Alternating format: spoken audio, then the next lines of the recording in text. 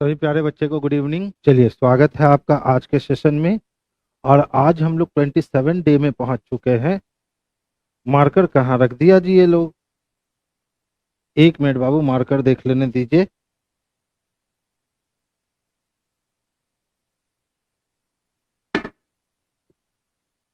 चलिए, मार्कर तो मुझे मिल गई।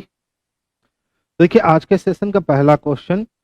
आज हम लोग जो है ना विशेष करके ग्रुप डी पे ज्यादा फोकस किए हैं, ठीक है। तो ग्रुप डी के क्वेश्चंस आपको आज अधिकाधिक मात्रा में मिलने वाले हैं।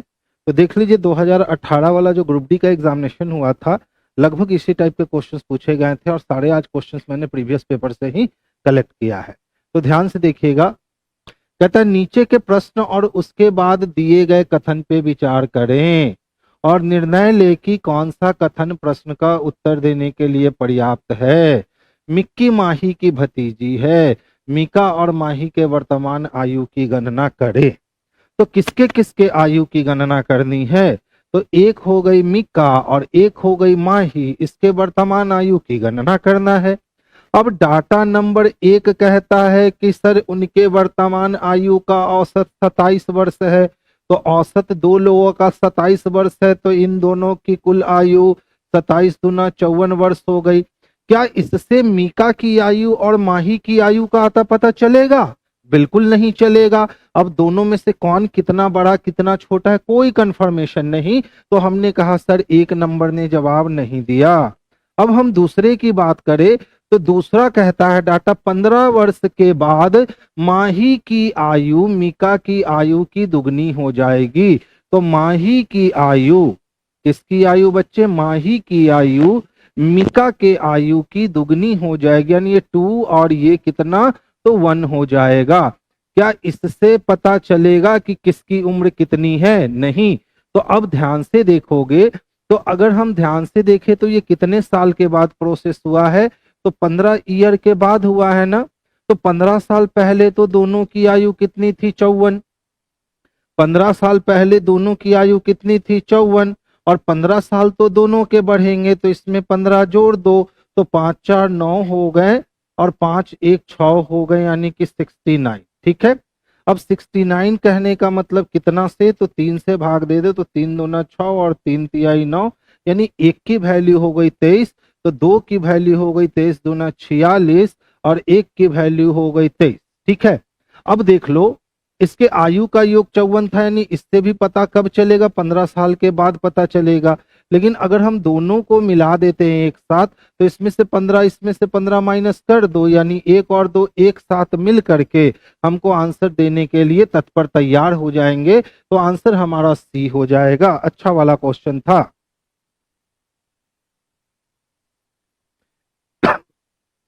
एनालिटिकल रीजनिंग पजल का क्वेश्चन सॉल्व कीजिए प्लीज। बच्चा, पजल तो मैं देता हूं और कंटिन्यू पजल देता हूं, ठीक है। देखिए, कहता है कि सर लीला के पास 3 अलग अलग रंग के पेन हैं। तो कितने रंग के पेन हैं बच्चे? 3 अलग अलग रंग के। और कितने पेन हैं? तो 4 पेन हैं। उसके पास नीले रंग के कितने पेन हैं? तो पहला कहता है 2 पेन भिन्न रंग के हैं। तो 2 पेन जब भिन्न रंग के हैं तो वो भिन्न रंग का कोई भी हो सकता है, लाल पीला या लाल नीला, मालूम नहीं है। अब कहता है 2 पेन का रंग एक जैसा है जो कि लाल है। तो हमारे पास कितने रंग के पेन है? तो हमारे पास 4 पेन है जो 2 रंग के हैं। अब उसके अनुसार 2 पेन का रंग कैसा है? तो रेड है। और पेन कितने रंग के थे? तो 3 अलग अलग रंग के थे। तो अब इसमें से एक जो हो गया वो ब्लू हो गया और एक जो हो गया वो कोई और कलर का होगा। तो ब्लू रंग के पेन की संख्या 1 मिल गई। ये कब पता चला? तो केवल दूसरे से ही स्पष्ट हो गया। और केवल 2 किसमें दे रखा है? तो बच्चे ऑप्शन नंबर बी में दे रखा है। तो आंसर हम लोग बाबू ऑप्शन नंबर बी कर लेंगे 2 के लिए। यानी जो लोग डी लगा रहे हैं ना कि 1 और 2 दोनों पर्याप्त नहीं है एक साथ, वो गलत लगा रहे हैं। 2 अकेले जवाब दे देगा बच्चा, ठीक है। तो आंसर क्या कर लेंगे? तो ऑप्शन नंबर हम लोग 2 लगाएंगे, क्योंकि 2 ही में है, कथन भी पर्याप्त है। नेक्स्ट क्वेश्चन की ओर देखोगे। परीक्षा उत्तीर्ण करने के लिए कड़ी मेहनत करनी चाहिए। यानी अगर परीक्षा को पास करना है आपको, तो आपको हार्ड वर्क करना ही पड़ेगा। अब कहता है सर निष्कर्ष हमने 4 दिया है, चारों में से कौन सा निष्कर्ष सही है? तो कथन क्या है कि परीक्षा को पास करने के लिए कड़ी मेहनत करनी चाहिए। अब पहला कहता परीक्षा केवल कड़ी मेहनत से संबंधित है, बिल्कुल नहीं। वे सभी जो कठिन परिश्रम करते हैं उत्तीर्ण होते हैं, 100% सियोरिटी तो नहीं है, क्योंकि निष्कर्ष अपने आप में 100% होना चाहिए। कड़ी मेहनत के बिना कोई उत्तीर्ण नहीं हो सकता, तो ये तो सीधा कह रखा है ना कि परीक्षा पास करने के लिए कड़ी मेहनत करनी चाहिए, यानी कड़ी मेहनत के बिना आप पास नहीं कर सकते हो। मेहनती व्यक्ति एक संतुष्ट व्यक्ति होता है, इससे कोई मतलब नहीं। तो केवल 3 अनुसरण करता है, और केवल 3 किसमें दे रखा है बच्चे, तो ऑप्शन नंबर सी में दे रखा है। तो आंसर हमारा ऑप्शन नंबर सी हो जाएगा। तो आंसर हम लोग ऑप्शन नंबर सी को कर लेंगे, ठीक है। शिवम कुमार जी, फिर से बच्चे क्वेश्चंस का नंबर डालोगे तभी हम फिर से बता पाएंगे, बिना क्वेश्चंस के नंबर के हम नहीं बता पाएंगे। देखिए क्या कहता है, स्टेटमेंट कहा गया, प्रिंसिपल ने छात्र से कहा, जिस तरह से हम खाते हैं, स्नान करते हैं आदि, वैसे ही स्वच्छता बनाए रखना नियमित कार्य का हिस्सा होना चाहिए। तो एक स्कूल के प्रिंसिपल या कॉलेज के प्रिंसिपल के द्वारा आपको एक स्टेटमेंट दिया गया, और स्टेटमेंट ये कहा गया कि जिस तरह से हम रोज खाना खाते हैं, रोज हम लोग स्नान करते हैं, उसी तरह से स्वच्छता बनाए रखना नियमित कार्य का हिस्सा होना चाहिए, ठीक है।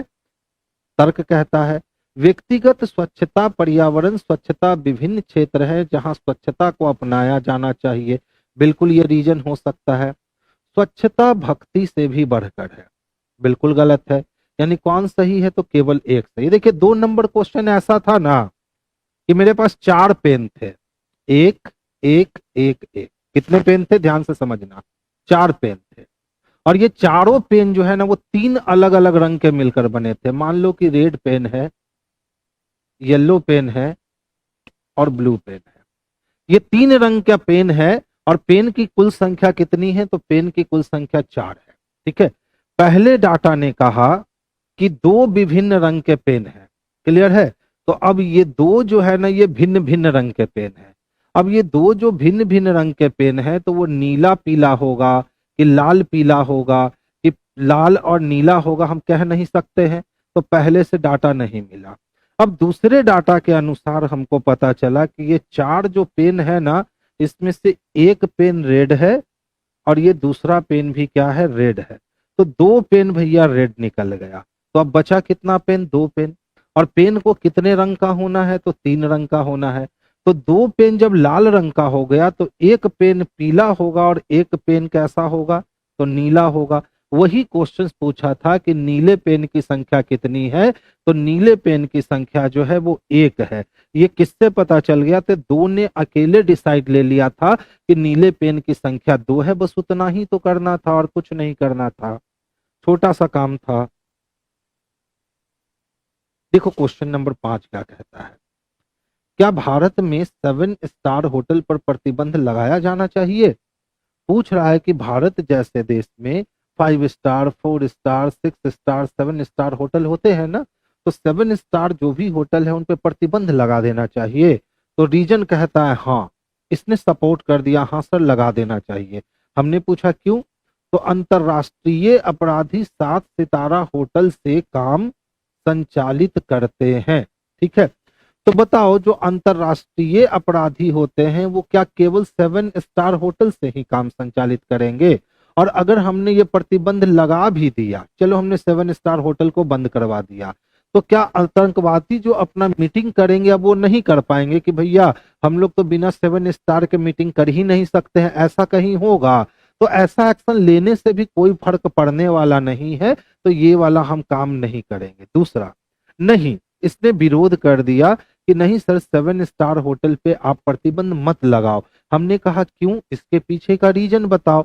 तो रीजन में कहा कि धनी पर्यटकों के ना आने से पर्यटन राजस्व में हानि होगी। तो ये बात तो बिल्कुल सही कह रहा है, क्योंकि जो भी धनी व्यक्ति होते हैं, पैसे वाले होते हैं, पैसे की कमी नहीं होती, वो चाहते हैं कि जब हम बाहर निकले तो जैसे अपना कंफर्ट जोन में लग्जरियस लाइफ जी रहे थे, हम होटल भी उसी रेंज का ले जिसमें हमको लग्जरियस लाइफ मिल सके। तो जो धनी व्यक्ति होंगे वो 7 स्टार होटल में आएंगे, मोटी रकम पे कर करके रूम बुक करवाएंगे, उसका जीएसटी जब कट करके सरकार के पास जाएगी तो सरकार के राजस्व में वृद्धि होगी। अगर हमने उन होटलों को बंद करवा दिया तो ना तो धनी व्यक्ति आएगा, ना तो महंगा रूम लेगा, ना तो उसका जीएसटी सरकार के पास जाएगा, यानी सरकार को तो हानि हो जाएगी। इसका मतलब 2 नंबर रीजन बिल्कुल सही है।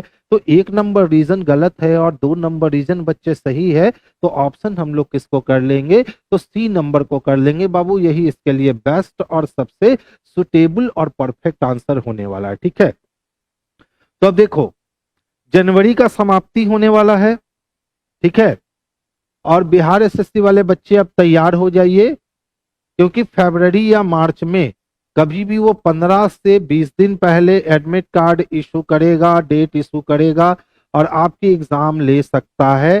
तो मोस्ट चांसेस बन रहे हैं कि होली के आसपास आपकी एग्जाम हो जाएगी। तो जनवरी जो ही खत्म हो जाएगा, फरवरी आपके लिए मात्र 28 दिन का गेम होगा। तो बच्चे जाग जाओ, अब जितने भी सोए हुए बच्चे हो अब एक्टिवेट हो जाओ, क्योंकि अब समय बिल्कुल नजदीक आ गया है जब आप बिहार एसएससी देने के लिए जाओगे अपने अपने सेंटर पे। तो सारी नींद को चैन को ये सबको त्यागो और मेहनत पे वापस लौट जाओ, क्योंकि अंतिम समय का जो मेहनत होता है ना वो बहुत ही फलदायक मेहनत होता है। अच्छा देखिए, ये क्वेश्चन मुझे बड़ा अच्छा लगा। ठीक है, अब है तो ये मैथमेटिकल रीजनिंग है ना, लेकिन पूरी तरीके से जो है ना एकदम लॉजिक यूज किया गया है, दिमाग का खेला वाला। तो देखिए यहाँ 3 वैल्यू है, एक वैल्यू एक्स है, एक वैल्यू वाई है और एक वैल्यू जेड है। तो सबका कुछ ना कुछ मान हो सकता है, लेकिन इसने कहा कि एक्स का अधिकतम मान ज्ञात करो सर, कि मैक्सिमम एक्स के प्लेस पे कितना रख सकोगे ताकि ये सबको जोड़ करके आप 1805 पूरा कर लोगे। तो जब इस एक्स का वैल्यू हमको मैक्सिमम रखना है तो हमको वाई और जेड को नेगलेक्ट करना होगा। वाई और जेड को क्या करना होगा, नेगलेक्ट करना होगा, क्योंकि अगर वाई और जेड को भी हम कुछ वैल्यू दे दिए तो हम एक्स को मैक्सिमम नहीं दे पाएंगे। तो एक्स को मैक्सिमम देने के लिए वाई और जेड के वैल्यू को हम क्या कर देते हैं, नेगलेक्ट कर देते हैं। अब देखो, तो जैसे ही हमने नेगलेक्ट किया तो 7 3 10, 10 5 15, 15 के लिए 5 हाथ में बच गए, एक एक एक, यानी 0 0 1। और यहां पे अगर हम 9 रखेंगे तभी 9 और 1 10, 10 के लिए वैल्यू हो गया 0, हाथ में बचा 1। 8 1 9, 2 11, 11 7 कितने हो गए 18, यानी 1805 हमारा आ सकता है। कब, जब हम x की वैल्यू कितनी रख दे, 9 रख दे, और y की वैल्यू 0 और z की वैल्यू भी 0 रख दे। तो जिस समय उसने ये बात कर दी कि सर 3 मान दिए हुए हैं और हमको x का मान मैक्सिमम चाहिए, उसी समय हम y और z का मान 0 कर दिए, तभी हम x का मान मैक्सिमम दे सकते हैं। अगर मान लो इसका मान हम 1 कर देते, इसका मान 2 कर देते, ठीक है, तो फिर हम इसका मान कितना करना होता, 6 करना होता, लेकिन वो मैक्सिमम तो नहीं ना होता। तो मैक्सिमम मान देने के लिए एक्स और वाई और जेड का वैल्यू हमने क्या कर दिया, 0 कर दिया। जैसे ही वाई और जेड का वैल्यू 0 किया, वैसे ही सबको जोड़ने पे पता चल गया कि एक्स के जगह पे अगर 9 रख देते हैं ना तो ये जुड़ करके 1805 हो जाता है। तो आंसर हमारे क्या हो गए बच्चे, तो आंसर हमारे बी हो गए। यानी यहाँ थोड़ी सी दिमाग में इधर उधर गई बातें और गेम ओवर हो गया क्वेश्चंस का। तो ये अच्छा क्वेश्चन था एनटीपीसी का। अच्छा नेक्स्ट वन देखो, देखिए दी गई जानकारी को ध्यान से पढ़ें और पूछे गए प्रश्न का उत्तर दीजिए। रेहान, ट्रम, जॉर्ज, पीटर, हेनरी, पॉल और फिच 7 दोस्त हैं जो एक खड़ी पंक्ति में खड़े हैं, ठीक है, जरूरी नहीं कि उसी क्रम में।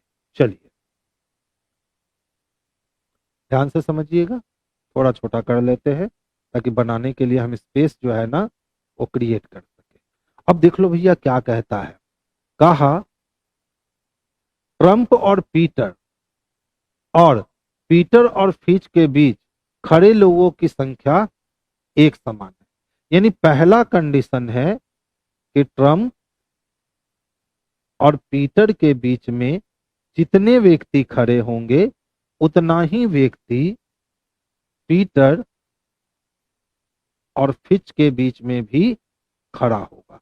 अब कौन किधर होगा ये नहीं मालूम है, तो हमने वाइस वर्सा केस लगा दिया। अब इसके बीच में अगर एक है तो इसके बीच में भी एक, इसके बीच में दो है तो इसके बीच में भी दो, तो कोई कंफर्मेशन नहीं है, छोड़ दिए। अब दूसरे पे आइए।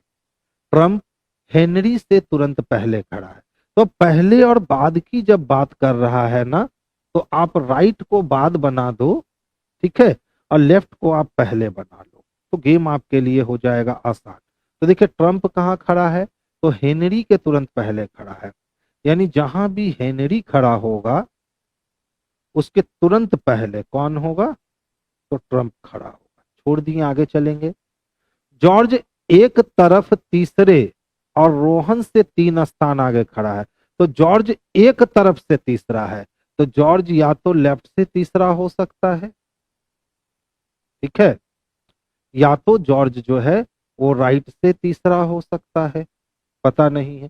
और कहाँ है, तो रोहन से भी तीसरे स्थान पे, तो जहां भी रोहन खड़ा होगा उससे 1, 2 और तीसरे स्थान पे कौन खड़ा होगा, जॉर्ज, यानी बायां दायां हो सकता है। इतना ही बताया है। अब हमको इसी को क्या करना है, सजाना है, ठीक है। तो देखिए ट्रम्प है, हेनरी है, रोहन है, जॉर्ज है, तो सबसे पहले हम इस ट्रम्प और हेनरी को निकाल लेते हैं, ठीक है।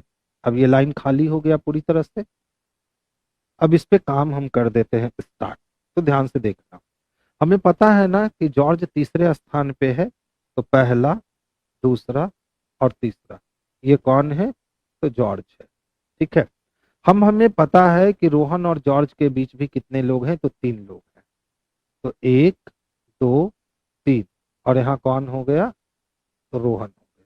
अच्छा बताओ 7 लोग थे ना, तो 1, 2, 3, 4, 5, 6, 7 लोग हो गए। अब कहता है कि ट्रम्प और पीटर के बीच में जितने लोग हैं उतने ही लोग पीटर और फिच के बीच में हैं, तो ट्रम्प को यहाँ रख सकते हैं, एक गैप करके पीटर यहाँ, और एक गैप करके फिच यहाँ, छोड़ दीजिए। अब आपको ये मालूम है कि हेनरी जहां बैठेगा उसके तुरंत लेफ्ट में किसको बैठना पड़ेगा, तो ट्रम्प को। तो देखिए अगर हेनरी को यहाँ रख के उसके लेफ्ट में ट्रम्प रखेंगे, तब ट्रम्प और पीटर के बीच में 2 लोग होंगे, लेकिन फिर पीटर और फिच के बीच में 2 लोग नहीं हो पाएंगे। लेकिन अगर हम यहाँ हेनरी को जगह देते हैं, ठीक है, और यहाँ हम ट्रम्प को रखते हैं, हो गया। तो ट्रम्प और पीटर के बीच जितने लोग हैं उतना ही लोग फिच और पीटर के बीच है, तो अगर हम पीटर को यहाँ रख लेते हैं तो ट्रम्प और पीटर के बीच 2 लोग हैं। इसी तरह से अगर हम फिच को यहाँ रख ले तो फिच और पीटर के बीच एक ही लोग हो पाएगा, यानी ये पॉसिबिलिटी संभव नहीं है। तो दूसरी पॉसिबिलिटी देखते हैं, ठीक है। मान लो कि हमने हेनरी को यहाँ जगह दे दिया, तो अब ट्रम्प को यहाँ रख सकते हैं ना। तो अब कहता है कि ट्रम्प और पीटर के बीच जितने लोग हैं, तो ट्रम्प यहाँ है तो पीटर यहाँ, तो पीटर और फिच के बीच भी उतने लोग चाहिए, नहीं जा सकता है, यानी हेनरी का ये भी पोजीशन जो है वो खत्म हो गया। अच्छा अगर हमने ट्रम्प को कहाँ रखा, हेनरी को यहाँ रखा और ट्रम्प को यहाँ रखा, तो ट्रम्प के बाद 1, 2 छोड़ के पीटर रख सकते हैं, तो पीटर के बाद 1, 2 छोड़ के, इसका मतलब है कि जॉर्ज को इधर से स्थान देना हमारे लिए सटीक नहीं है, ठीक है। तो अब जॉर्ज को इधर से देना स्थान सटीक नहीं है, अच्छा वाला क्वेश्चन है रे बच्चा। तो जॉर्ज को हम इधर से स्थान देते हैं, जॉर्ज एक ओर से तीसरा था, तो पहला, दूसरा और तीसरा, ये कौन हो गया, तो जॉर्ज हो गया। अब पता है कि जॉर्ज और रोहन के बीच में 2 लोग हैं, तो 2 लोग उधर नहीं जा सकते हैं, लेकिन 2 लोग करके हम रोहन को यहाँ जगह दे सकते हैं। अब उसने कहा कि सर हेनरी के तुरंत लेफ्ट में ट्रम्प था, तो हेनरी को यहाँ रख करके तुरंत लेफ्ट में ट्रम्प रख सकते हैं। ट्रम्प और फीचर, ट्रम्प और फीचर, क्या कर रहे हो भाई साहब, अगर यहाँ रखते हैं ट्रम्प को तो एक गैप करके या 1, 2 गैप करके रख सकते हैं। अगर हमने यहाँ हेनरी को रखा, ठीक है, तो यहाँ देखो किसको रखना पड़ेगा, ट्रम्प को रखना पड़ेगा।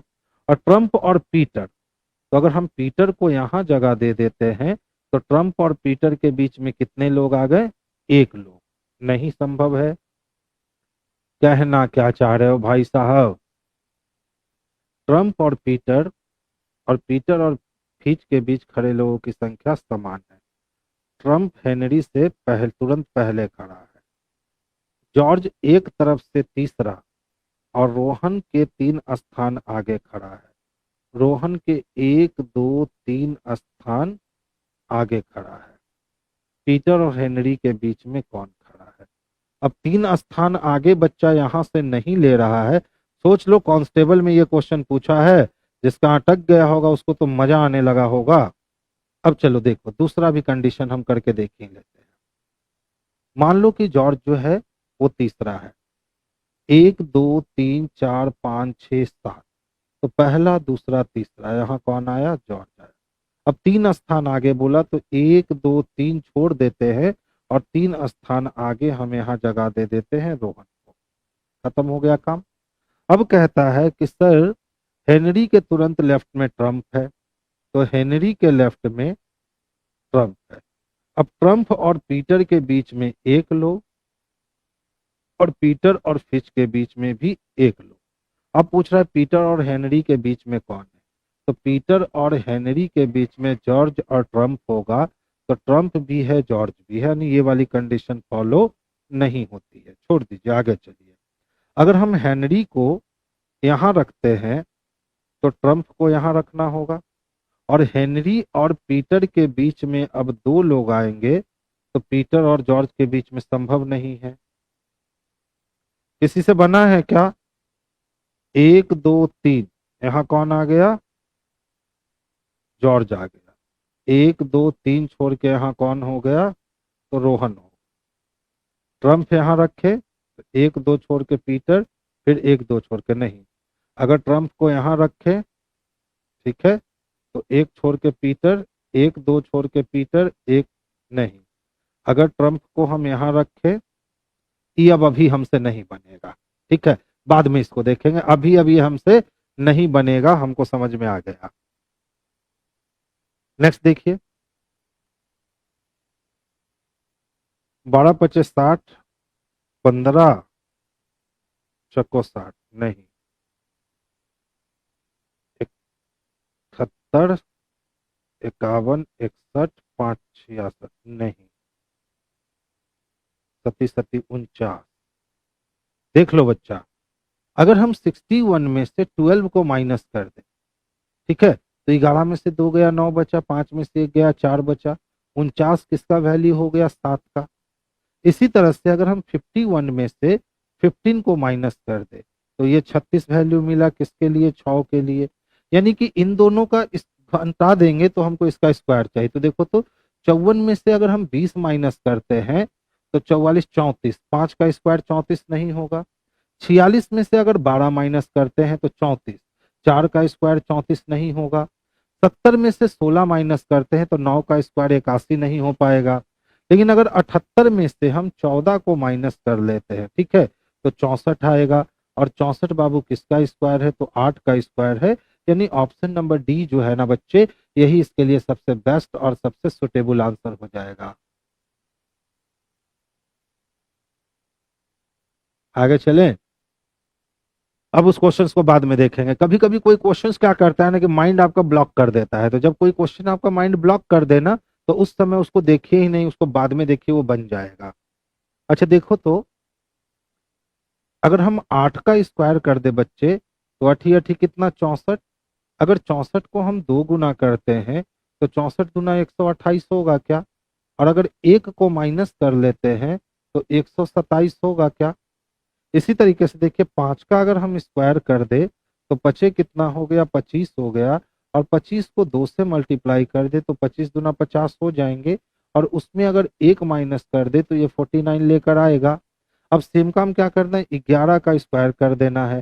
तो 11 का स्क्वायर भैया 121 होता है। और 121 को 2 से गुना कर देंगे तो ये हो जाएगा 242।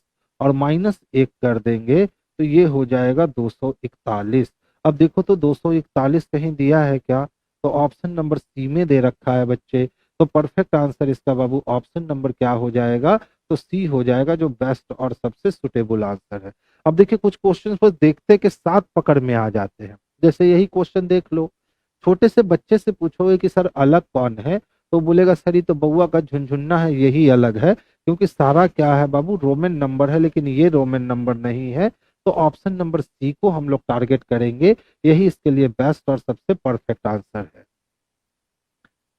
देखिए, बिस्किट, केक, ब्रेड और चॉकलेट में से अलग कौन है? तो चॉकलेट अलग है। पूछोगे सर क्यों? तो ब्रेड बेकरी आइटम है, बिस्किट बेकरी आइटम है, केक बेकरी आइटम है, लेकिन चॉकलेट बेकरी में नहीं बनता, ये फैक्ट्री में बनता है। तो अलग कौन हो गया बच्चे? तो चॉकलेट जो है ना वो अदर से डिफरेंट है।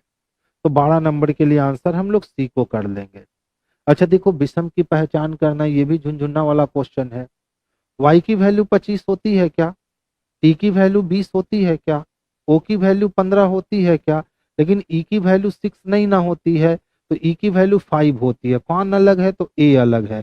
और ए बच्चे किस में दे रखा है? तो ए सी में दे रखा है। तो आंसर हमारा सी जो है ना, यही इसके लिए सबसे बेस्ट और सबसे परफेक्ट आंसर होगा। नेक्स्ट क्वेश्चन देखेंगे। अच्छा देखो तो, काइट 20 है और इसको पी आर जी 50 लिखता है। देखिए, के का अपोजिट पी, आई का अपोजिट आर, और टी का अपोजिट जी, यानी अपोजिट किया। और यहाँ कितने बढ़ा दिए गए? तो 30 बढ़ा दिए गए। अच्छा उसी तरह से देखिए तो, ई एन टी है 16, और उसको क्या लिखा है? V M G 40। ठीक है, ध्यान दोगे। ई का अपोजिट भी, एन का अपोजिट एम, टी का अपोजिट जी, और 16 से कितना कर दिया गया? 40। तो 16 से 40 करने का मतलब है कि 30 यानी कि 24 बढ़ गया। ठीक है, एक जगह 30 और एक जगह 24। क्यों भाई साहब, ऐसा काम क्यों कीजिएगा आप कि एक जगह 30 बढ़ाइएगा और एक जगह 24 बढ़ाइएगा? चलिए खोज ही लेंगे कोई ना कोई लॉजिक। अब देख लो किसका कहता है, एम एफ जी के लिए लिखा है उसने 18। ठीक है, तो ध्यान से देखोगे, एम का अपोजिट क्या? एन, एफ का अपोजिट यू, टी का अपोजिट जी, यानी कि नट चाहिए। ये दोनों तो खत्म हो गया ना। अब सवाल उठता है सर 40 की 45। ठीक है, सवाल क्या उठता है? 40 की 45।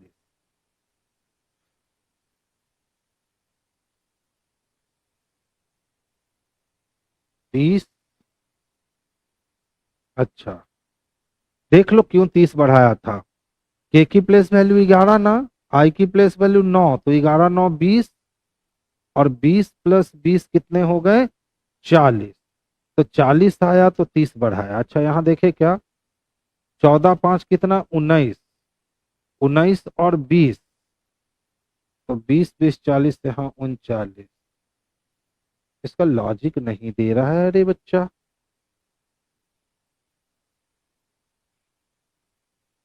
दो में नट दिए गए हैं, एक में 40 है और एक में 45 है। यहाँ 30 बढ़ गए हैं और यहाँ 24 बढ़ गए। तो 20 था तो 50 हो गया। आह, देख लो, मिल गया लॉजिक। 20 था तो कितना हुआ? 50 हुआ। ठीक है, 16 था तो कितना हुआ? 40 हुआ। कितने का अंतर है? 10 का अंतर। तो इन दोनों के बीच में ना 18 आएगा, तो ये अंतर कितना ले लेगा? तो ये अंतर 45 ले लेगा। खूबसूरत क्वेश्चन। नट के लिए क्या लिखेंगे? तो ऑप्शन नंबर डी लिखेंगे, यानी 45 इसके लिए सबसे बेस्ट और सबसे सुटेबल आंसर होगा। देख लीजिए कहाँ से दूर से सोच रहा है। 20 है तो 50, 16 है तो 40, 10 का अंतर, तो इसके बीच में 18 है, तो इसके बीच में क्या आया? 45 आया। तो आंसर हम लोग क्या कर लेंगे? 45 कर लेंगे। ठीक है, बहुत ही बेहतरीन क्वेश्चन था। जब मेरा रास्ता रोक के खड़ा हो गया तो समझ सकते हैं कि क्वेश्चन में दम हुआ है। देख लो तो क्या लिखा है, BU 23G है, इसको वो GZ 18 और L लिख रखा है। अच्छा अंतर देख लो बाबू, 2 में अगर हम 5 जोड़ देते हैं तो 7 हो जाता है, 21 में 5 जोड़ दे तो 26 हो जाता है, 23 में 5 माइनस कर दे, ठीक है, तो 18 हो जाता है, और 7 में 5 जोड़ दे तो 12 हो जाता है।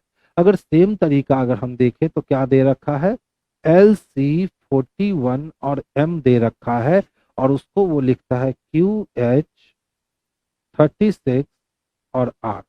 सेम प्रोसेस अप्लाई किया गया है बंधु। 12 में 5 जोड़े 17, 3 में 5 जोड़े 8, 41 में 5 घटाएं 36, और 13 में 5 जोड़े तो 18। अब सेम प्रोसेस से कहता है कि सर GU18N को कैसे लिखोगे।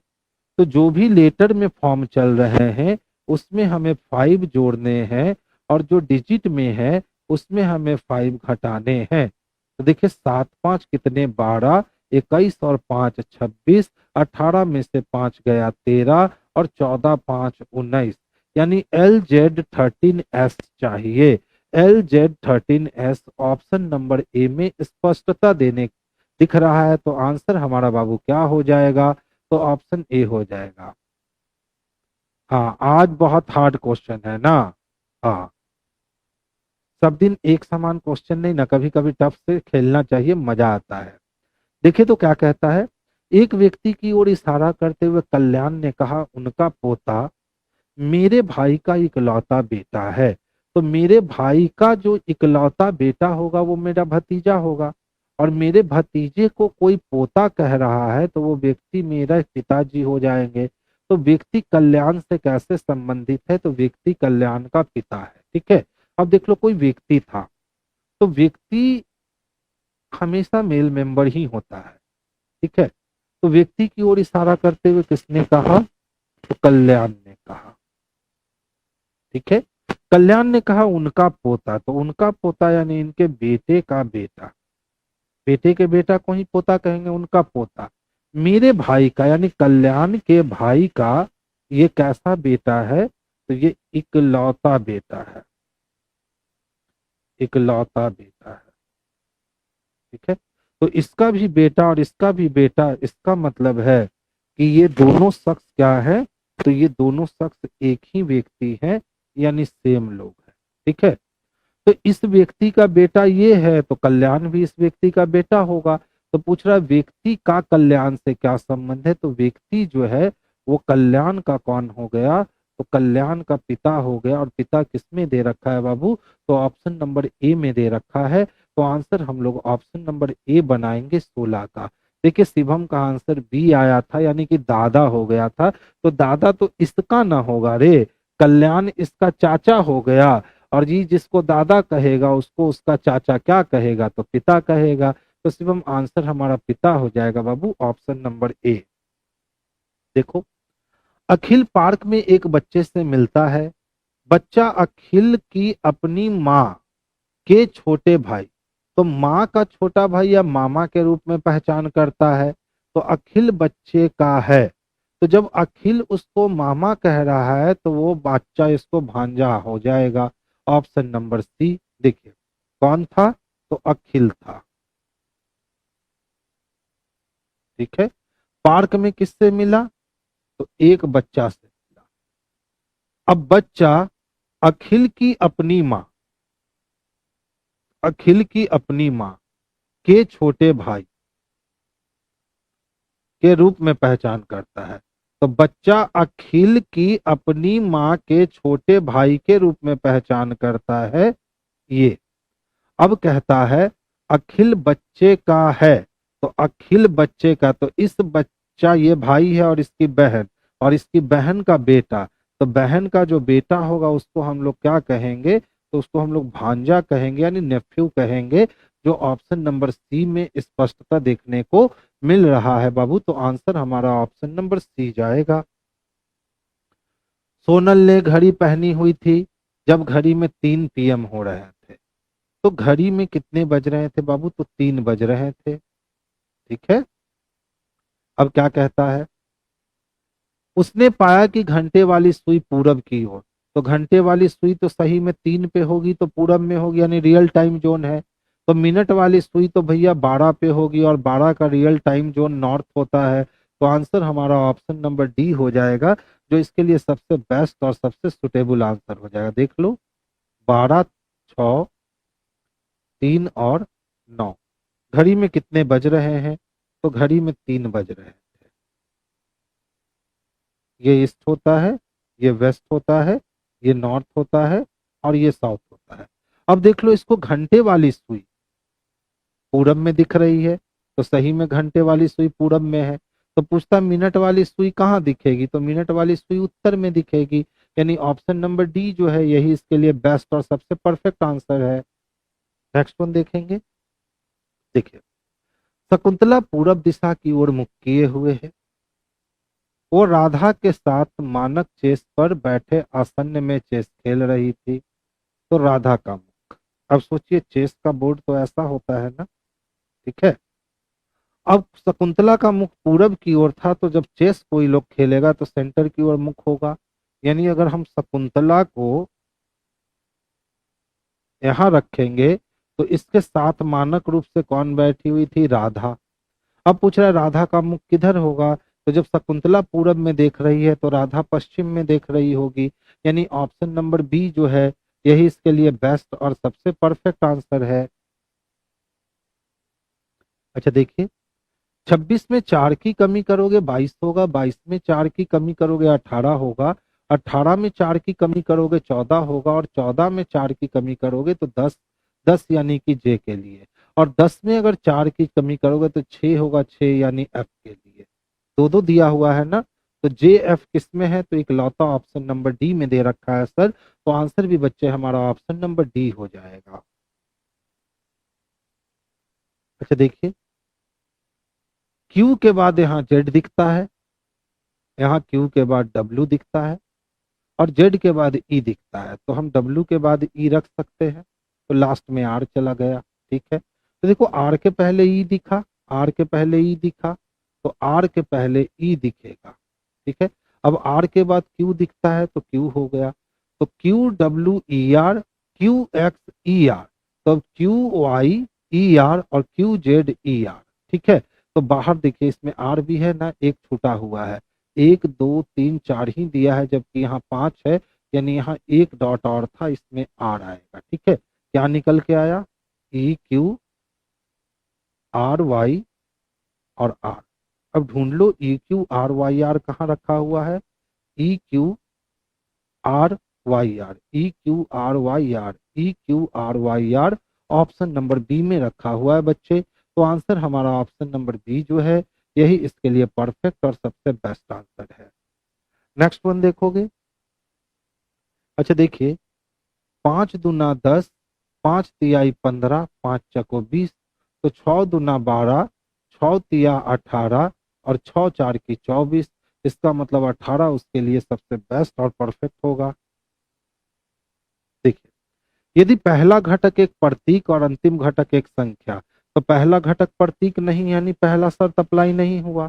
यदि पहला घटक एक संख्या हो जो 2 से पूर्णतः विभाजित हो, बिल्कुल है, तो इस इसे के रूप में कोड किया जाना है। तो इसे किसके रूप में कोड किया जाना है?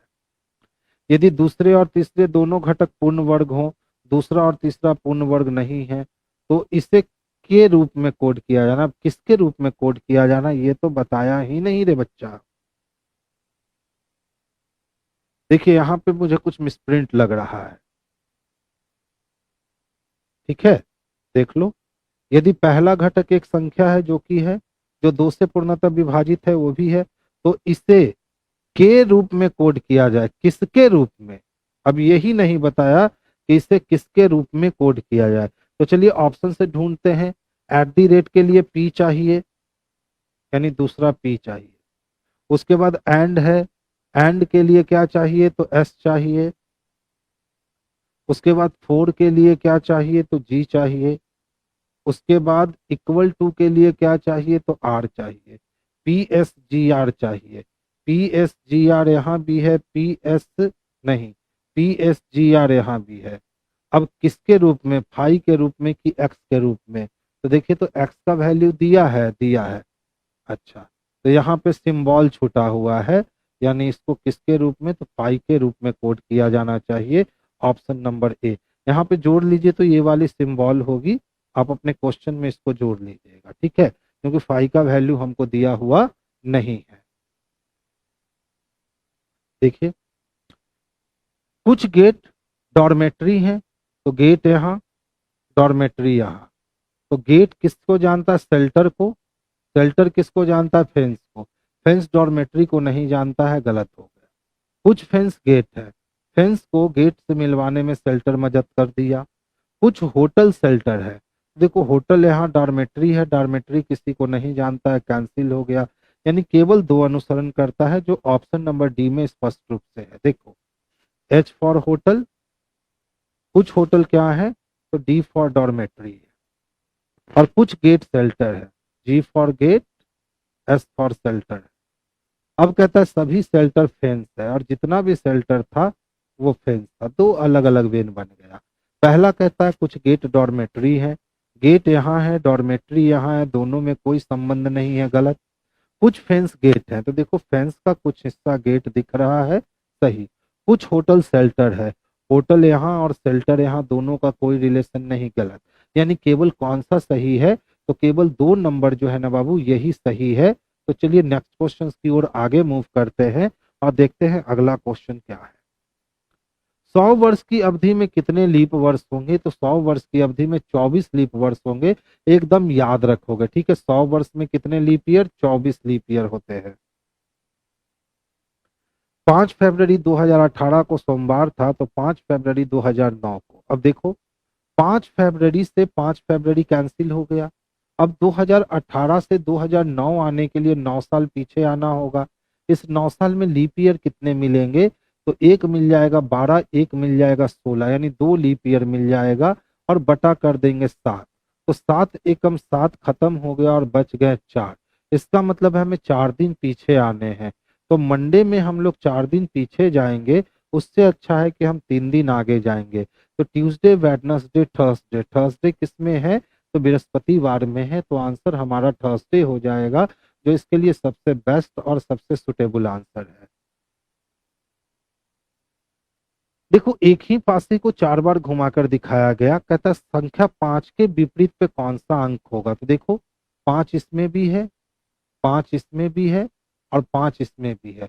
जिसमें 5 नहीं है समझो वो नहीं है। अब जो आपके पास है 3 पासा, उसमें ढूंढिए क्या नहीं है, तो उसमें 2 नहीं है। तो 5 का अपोजिट कौन हो जाएगा, तो 2 हो जाएगा। एकदम आसानी से हम लोग डाइस को कवर कर सकते हैं, इसमें कोई अधिक मेहनत करने की जरूरत नहीं होती है। महिलाएं, माताएं और बहनें, तो देखिए ये पूरा महिला हो गई। जितनी भी माता होती है वो सब महिला, और जितनी भी बहन होती है वो सब महिला। कुछ बहन माता होती हैं और कुछ बहन माता नहीं होती हैं। इसका मतलब ऑप्शन नंबर बी इसके लिए सबसे परफेक्ट और सबसे सुटेबल बहन बनता है। तो आंसर हमारा ऑप्शन नंबर बी जाएगा। 26 का फ्राइडे होगा, कहाँ कहाँ से कर लेता है ये लोग। 5 फरवरी 2018 मंडे है। जाना कहाँ है, 5 फरवरी 2009। 5 फरवरी 2009। डेट क्या है, बैलेंस है। मंथ क्या है, बैलेंस है। कितने साल का अंतर, 9 साल का अंतर। कितना लीप ईयर, तो 1 12 1 16, 2 लीप ईयर। बटा कितना, 7। 7 9 2 11 बटा 7। 7 एकम 7, बचा कितना, 4। मंडे में 4 दिन कम कर दीजिए, उससे अच्छा है कि 3 दिन क्या कर दीजिए, प्लस कर दीजिए। तो मंडे में अगर आप एक दिन कम करोगे तो संडे, 2 दिन कम करोगे सैटरडे, 3 दिन कम करोगे फ्राइडे, और 4 दिन कम करोगे थर्सडे। वही थर्सडे निकाल लेते। ठीक है बच्चे।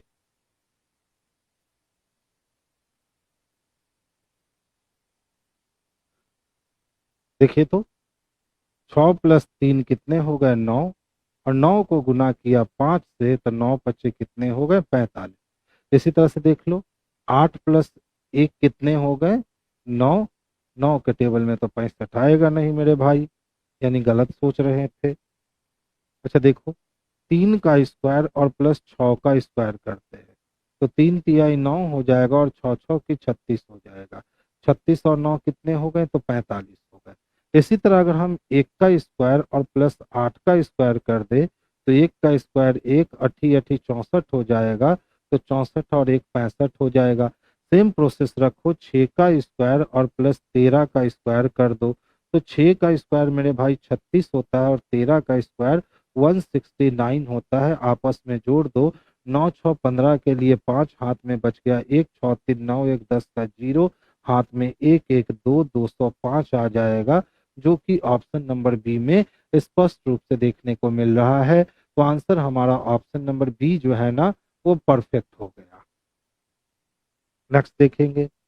देखिए कितने व्यक्ति हैं बच्चे, तो 8 व्यक्ति हैं। एक वृत्ताकार मेज के इर्द गिर्द बैठे हैं। तो सबसे पहले हम लोग 8 लोगों की व्यवस्था कर लेते हैं और 8 लोगों का फेस जो है ना वो सेंटर की ओर रख देते हैं। हो गया। अब जो कहता है बस वही काम कर देंगे। तो ध्यान से देखना क्या कहता है। एफ जी का पड़ोसी है। तो एफ जब जी का पड़ोसी है तो कौन दाया कौन बाया पता नहीं है। ए जी के बाईं ओर दूसरा है, तो जी के बाईं ओर पहला नहीं दूसरा कौन है, तो ए है। अब एफ यहां भी बैठ सकता है या एफ यहां भी बैठ सकता है, छोड़ दो आगे चल दो। बी डी के दाईं ओर तीसरे स्थान पे बैठा है, तो डी के बाईं ओर पहला दूसरा और तीसरा पोजीशन किसके लिए, तो बी के लिए। ए और बी के बीच में केवल 2 व्यक्ति, तो 1 और 2 छोड़ के या तो बी यहाँ होगा या तो 1 और 2 छोड़ के बी यहाँ होगा। तो बी का 2 पोजीशन मिला, या तो बी यहाँ होगा या तो बी यहाँ होगा, दोनों में से एक सही और एक गलत। ई एच के बाईं ओर दूसरे स्थान पे है, तो एच के बाईं ओर पहला नहीं दूसरा स्थान ई का है, छोड़ दीजिए आगे चलिए। बी एच का पड़ोसी नहीं है। अब बी और एच जो है वो क्या नहीं है, तो पड़ोसी नहीं। अब कहता है सी बी का पड़ोसी है, और सी किसका पड़ोसी है बच्चे, तो सी बी का पड़ोसी है। एफ के सापेक्ष में सी की स्थिति। अब देखिए दोनों में से एक अटेम्प्ट तो मुझे लेना होगा, क्योंकि वो जो लाइन हमने देखा कि ए और बी के बीच में केवल 2 व्यक्ति हैं, तो हम एक बार बी को यहाँ रख कर देखते हैं क्या होता है।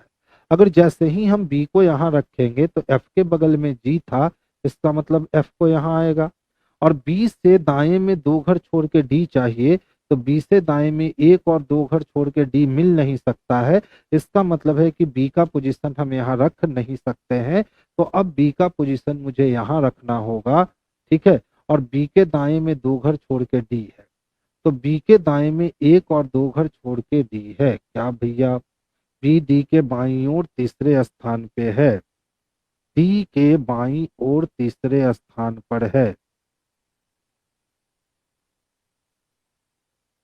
बी डी ए जी के बाईं ओर दूसरे स्थान पर है। तभी तो सोच रहा हूं गलती क्यों हो रहा है। देखिए यहां गलती कर दिए थे हम। ए जी के बाईं ओर दूसरे स्थान पे है, तो जहां भी जी होगा उसके बाईं ओर पहला नहीं दूसरा ए का पोजीशन यहां लेने वाला है।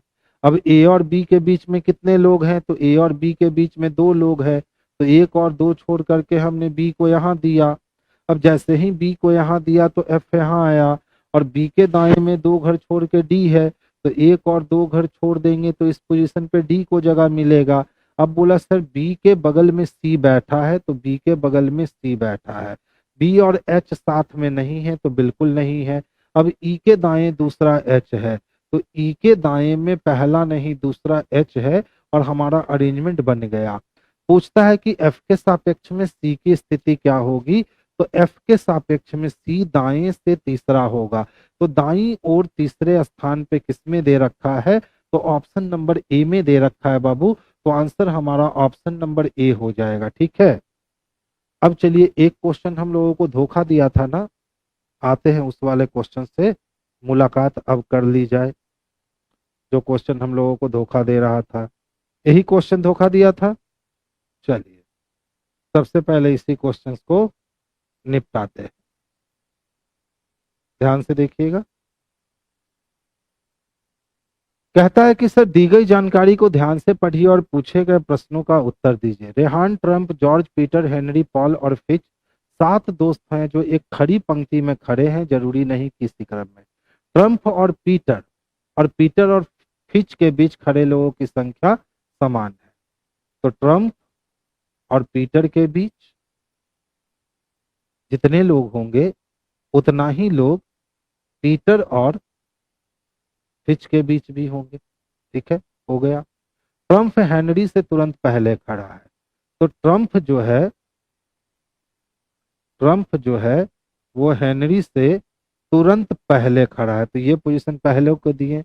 जॉर्ज एक तरफ से तीसरे और रोहन के 3 स्थान आगे खड़ा है, तो रोहन के कितना स्थान आगे खड़ा है? तो 3 स्थान आगे खड़ा है। तो मान लीजिए हम लोग आगे इसको मानते हैं, ठीक है, और हम लोग इसको क्या मान लेते हैं? पीछे मान लेते हैं। तो कहता है कि रोहन के 3 स्थान आगे खड़ा है, तो किसके आगे? तो रोहन के। अगर हम यहाँ पे पोजीशन रखते हैं रोहन का, तो रोहन के 1 स्थान, 2 स्थान और 3 स्थान आगे खड़ा है। कौन? जॉर्ज। और जॉर्ज क्या कहता है कि एक तरफ से केमे स्थान पे है? तीसरे। तो इधर से तो वो तीसरा हो नहीं सकता, लेकिन इधर से पहला, दूसरा और तीसरा हो सकता है। तो 1 2 3 4 5 और ये 6 लोग हुआ, तो ये इधर आ गया 7वां। चलिए अब क्वेश्चंस बन जाएगा एक अटेम्प्ट में, क्योंकि सारा माया जाल जो था ना वहीं पे रुका हुआ था, वो माया जाल खत्म हो गया। देखिए रोहन के 3 स्थान आगे खड़ा है, तो 1 2 3 स्थान, और एक तरफ से तीसरा है तो एक तरफ से तीसरा। अब जॉर्ज तो बैठ गया हमारे पास। अब क्या कहता था कि ट्रंप हेनरी से तुरंत पहले खड़ा है, तो देखिए अगर ट्रंप हेनरी से तुरंत पहले खड़ा है, पहले बोल रहा है। अब फिर हम लोग का एक था कि ट्रंप और पीटर के बीच में जितने लोग होंगे उतना ही लोग किसके बीच में? तो पीटर और फिच के बीच में होंगे। तो अगर ट्रंप को यहाँ और हेनरी को हम यहाँ रखते हैं, तो अब ट्रंप और पीटर के बीच में, तो ट्रंप यहाँ है तो 1 और 2 छोड़ करके हम पीटर को यहाँ रख सकते हैं। इसका मतलब ट्रंप और पीटर के बीच में कितने लोग हैं? तो सर 2 लोग हैं। तो अब पीटर और फ्रंच के बीच में, क्योंकि उसने बोला ट्रंप और पीटर और फिश के बीच में खड़े लोग की संख्या समान है, तो पीटर यहाँ तो हम लोग ट्रंप के बीच में हो सकता है, यानी यहाँ पे हम ट्रंप को जगह और हेनरी को जगह नहीं दे सकते। चलिए खत्म होगा काम। यहाँ एक है। अब बताओ जब हेनरी और ट्रंप को यहाँ जगह नहीं दे सकते हैं, तो हम लोग हेनरी को यहाँ रख सकते हैं और ट्रंप को हम यहाँ रख सकते हैं। तो ट्रंप और पीटर, तो 1 2 छोड़ करके हमने पीटर को यहाँ जगह दिया, तो पीटर और फिंच के बीच में भी उतने ही लोग हैं। तो ट्रंप और पीटर के बीच में 2 लोग हैं, तो 1 और 2 लोग के बीच यहाँ कौन है? तो फीचर है। फीचर ही था ना? फिच था। अब एक नाम और बच गया, वो एक नाम कौन है? तो पॉल है। ये आ गया पॉल, और अरेंजमेंट हमारा दूसरे अटेम्प्ट में कंप्लीट हो गया। पीटर और हेनरी के बीच में कौन खड़ा है? तो देखिए पीटर और हेनरी के बीच में जॉर्ज खड़ा है। जॉर्ज किस में है बच्चे? तो ऑप्शन नंबर सी में है। इसीलिए बोला था कि उस समय माइंड हैंग कर गया है, अब वो बिल्कुल नहीं उस समय बनने वाला है। और अभी फिर माइंड थोड़ा सा रिफ्रेश हो गया उतना क्वेश्चन बनाते बनाते, तो ये वाली बात एकदम एक बार में क्लियर हो गई। ठीक है, तो चलिए बच्चे आज हम लोग जो है ना यहीं तक सभा रखते हैं। कल फिर हम लोग की मुलाकात होगी और कल फिर हम लोग अच्छे अच्छे प्रश्नों का संग्रह देखेंगे। इधर देख रहा हूं कि आपकी संख्या जो है वो घटती जा रही है, या तो मेरे पढ़ाने में कमी आ रही है, या तो आप टेढ़ा क्वेश्चन देख करके भाग रहे हो। तो मुझे नहीं लगता है कि मेरे पढ़ाने में कमी आ रही है। हम जिस रफ्तार से दशहरा से स्टार्ट हुए हैं उसी रफ्तार से हम कंटिन्यू चल रहे हैं, वही लेवल मेंटेन करके चल रहे हैं, क्वेश्चंस का लेवल डाउन नहीं होने दिए हैं।